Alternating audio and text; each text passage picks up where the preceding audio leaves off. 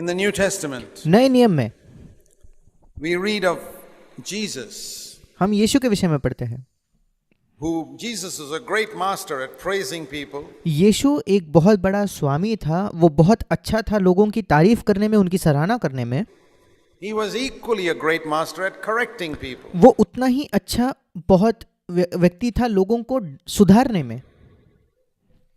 You know, in the book of Revelation chapter 2 and chapter 3 you read about the Lord's messages to the 7 elders. अगर आप प्रकाशित वाक्य की पुस्तक पढ़ो तो प्रकाशित वाक्य की पुस्तक के दूसरे और तीसरे अध्याय में आप प्रभु के संदेश सुनते हो 7 कलीसियाओं के प्राचीनों के नाम। What the Lord, I just want to show you that passage in Revelation chapter 1, the last words of Jesus. और मैं आपको प्रकाशित वाक्य के पहले अध्याय के अंत में उन वचनों को दिखाना चाहता हूँ। ये यीशु मसीह के अंतिम शब्द थे। Are in Revelation.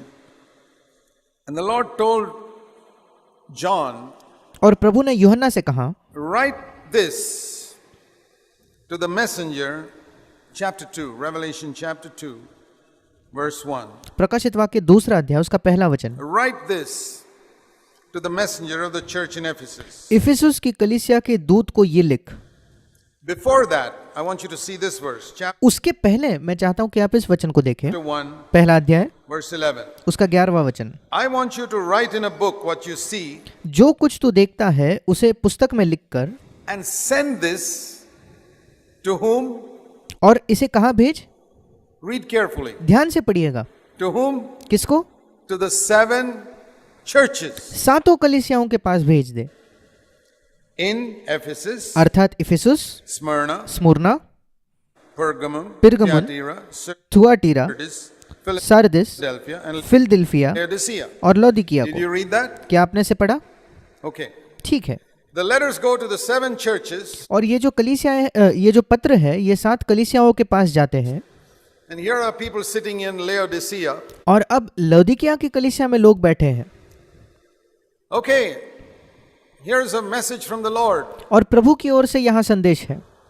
This is not for the elder in Laodicea. This is ये लौदीकिया के प्राचीन के लिए नहीं है, what the condition of the elder in Ephesus. ये इफिसुस की प्राचीन की अवस्था है। Listen, ध्यान से this is सुनो। what the Lord says.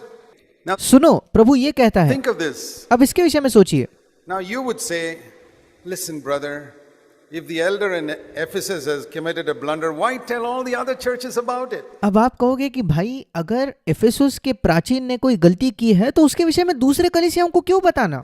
Let's keep it quiet. इसे चुपचाप रहने दो। Let's just tell the elder in Ephesus. केवल इफिसुस के ही प्राचीन को आइए हम इस बात को बताएं। Quietly call him aside चुपचाप उसे बुलाकर केवल उसी से बात करें and tell him, don't even tell the church. और फिर कलीसिया को भी बताने की क्या जरूरत है? The Lord says no. प्रभु कहता नहीं, Tell the church in Ephesus and tell all the 7 churches what this fellow has left his first love. Ephesus की कलीसिया को भी बताओ और 7 कलीसिया को बताओ कि ये प्राचीन अपने पहले प्रेम को खो चुका है। And tell the church in Ephesus about that Laodicean elder who's proud and thinks he's wealthy and he's good for nothing, wretched. और इफिसुस की कलीसिया को बताओ कि लौदीकिया का जो प्राचीन है वो घमंडी है और वो सोचता है कि वो धनवान है पर वाकई में उसके पास कुछ नहीं है। And the people in Ephesus are sitting and listening to all this. और इफिसुस में लोग बैठकर ये सब सुन रहे हैं। And you say, Lord, don't you know some of these fellows are carnal? You want this carnal fellow to listen about that elder's condition? The Lord says yes. और आप कहते हो प्रभु क्या तू नहीं जानता इफिसुस में बैठे हुए कुछ लोग बिल्कुल शारीरिक है? क्या तू ये चाहता है प्रभु कि ये शारीरिक लोग बैठकर स्मुरना के प्राचीन के आत्मिक अवस्था को जाने? और प्रभु कहता है हाँ। How many of you would do that? आप में से कितने लोग ये करते? That shows how far your thinking is from God's thinking. ये दिखाता है कि आपकी सोच, आपके विचार परमेश्वर के विचारों से कितने ही ज्यादा दूर है। You don't realize it. आप इस बात को समझते नहीं। Many elder brothers in our churches, their whole way of thinking and correction is 100% psychology and human. कई प्राचीनों का जो सुधारने का तरीका है वो 100% केवल मनोवैज्ञानिक तकनीकों पर आधारित है और पूरी तरीके से मानवीय चीजों पर वो निर्भर है। It's not divine because they haven't studied the Bible. वो ईश्वरीय नहीं है क्योंकि उन्होंने बाइबल का अध्ययन नहीं किया। And no wonder You have problems in your churches. और इसलिए इसमें कोई संदेह की बात नहीं, कोई आश्चर्य की बात नहीं कि आपके कलीसियाओं में आपको समस्याएं होती हैं, Because you think you can improve on God's way क्योंकि आपको लगता है कि परमेश्वर के तरीके से भी बेहतर आप कोई तरीका खोज सकते हो, and do it the way the psychologists say. और फिर जैसे मनोवैज्ञानिक लोग आपको बताते हैं बिल्कुल वैसे ही आप करना चाहते हो। Don't hurt anybody. किसी को चोट ना पहुंचाओ, Just call him aside केवल उसको अकेले में ले जाओ and say it nicely. और बड़े अच्छे से उसे कहो। Show that to me in the Bible. Bible में मुझे ये सब दिखाइए। No, he says, tell all the churches. of the नहीं, प्रभु कहता है सब कलीसियाओं को बताओ। condition of Ephesus and the elder there and the elder there, tell everybody. Ephesus की कलीसिया की अवस्था, उस प्राचीन की अवस्था, उस प्राचीन की अवस्था सबको बता दो। But Lord, that's humiliating. पर प्रभु ये तो कितना अपमानजनक है। It'll test whether they humble themselves or not. ये इस बात को परखेगा कि वे अपने आप को नम्र करते हैं या नहीं। God says, my ways are not your ways. परमेश्वर कहता है मेरे मार्ग तुम्हारे मार्ग नहीं है। And then can you imagine the elder brother sitting there in the church and John's messenger has come? और फिर क्या आप कल्पना कर सकते हो कि वहाँ प्राचीन भाई बैठा है और यूहन्ना उस दूत को भेजता है उस चिट्ठी को लेकर। Gets up in the church and says, fellas, I want to tell you what God, the Lord has sent a message through John about your elder sitting here. और फिर वो व्यक्ति वहाँ उठ खड़ा होता है और कहता है कि भाइयों, मैं आपको एक संदेश पढ़कर सुनाना चाहता हूँ जो प्रेरित यूहन्ना ने भेजा है आपके प्राचीन के विषय में जो यहाँ बैठा है।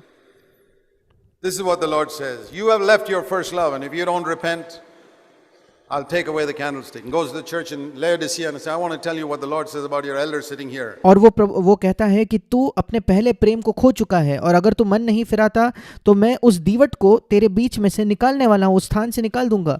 और फिर वो जो दूत है वो लौदीकिया की कलीसिया में जाता है और कहता है कि तुम्हारे प्राचीन के विषय में मैं तुम्हें कुछ बताना चाहता हूँ। You're wretched, miserable, poor, blind and naked. And can you imagine about 10-15 people sitting there in Laodicea who had some grudge against this elder who say, that's right, we always felt our elder was like this. और फिर वो कहता है कि तू ये नहीं जानता कि तू अभागा और तुच्छ और कंगाल और अंधा और नंगा है। और सोचकर देखिए 10-15 लोग वहाँ बैठे जो पहले से ही उस लौदीकिया के प्राचीन को पसंद नहीं करते थे, वो कहते होंगे मन में, हाँ जरूर, हमें पहले से ही लगता था कि हमारा प्राचीन ऐसा है। Yeah, they're all in every church there's somebody who's got a grudge against the elder. हाँ, हर कलीसिया में ऐसे लोग होंगे जिनको प्राचीन से कोई समस्या है, को प्राचीन के विषय में कोई मन में बैर भाव है। God's ways. He says you got to be humbled and broken and crushed. परमेश्वर के मार्ग ऐसे है कि वो कहता है तुम्हें नम्र होना है, टूटना है, कुचले जाना है। And then rivers of living water will flow from you if you don't get offended. और फिर जीवन जल की नदियां तुमसे बह निकलेंगी अगर तुम बुरा नहीं मानोगे, नाराज नहीं हो जाओगे तो।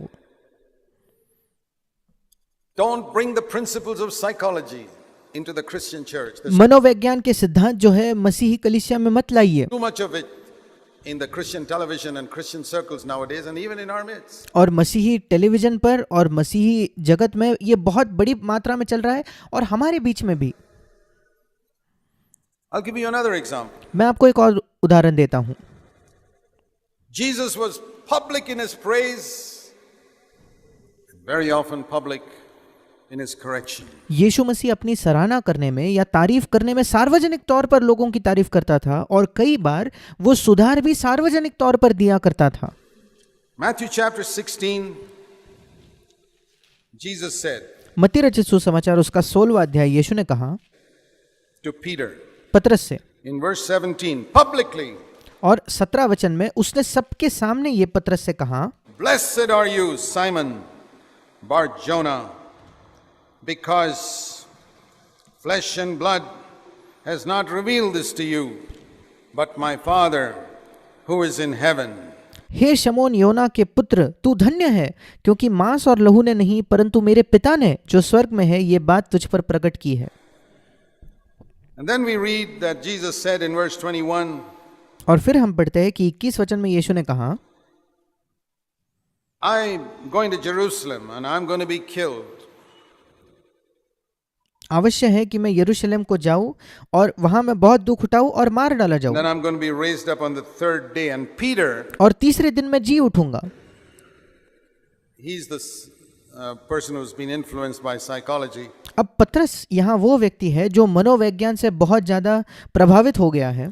he takes Jesus aside. I don't want to rebuke Jesus publicly, you know. वो यीशु को अलग से ले जाता है। वो कहता है कि सबके सामने मैं यीशु को सुधारना नहीं चाहता, उसे नहीं झिड़कना चाहता। But it says he took him aside and said, Lord, और 22 वचन कहता है कि वो पतरस उसे अलग ले जाकर झिड़कने लगा।